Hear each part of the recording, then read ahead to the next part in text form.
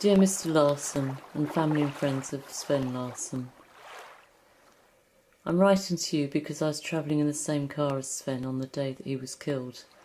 I was injured in the accident. It existed anymore. Thought it had to be called I work for Unified Team. and I'm now in England. Headbutting anyone called Michael has been replaced by the urge to kill on sight anyone called Jack Black.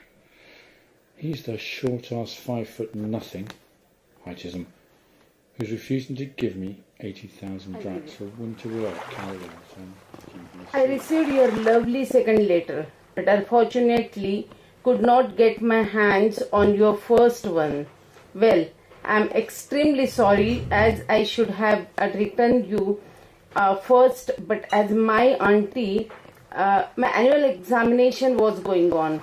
I was helpless. It was good to speak to you on the phone yesterday.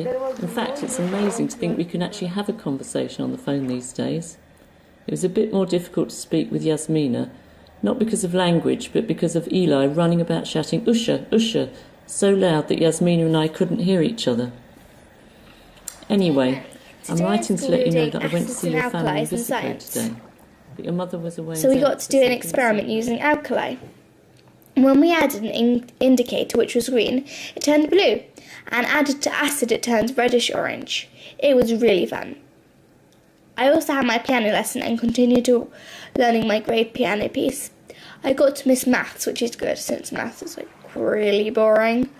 When we got to make mini blackberry pies and I am writing this first letter to you. I wish to write earlier and send you all good wishes for colorful success in the exams. I could not write earlier, in fact. You kindly excuse me. Usha, It was good to hear your voice today. It was as though you were still around the corner, talking about the gossip and you knowing all what's happening in Oxford before we do. Oxford will never seem the same without you. Each time the phone rings at night, I still expect it to be you.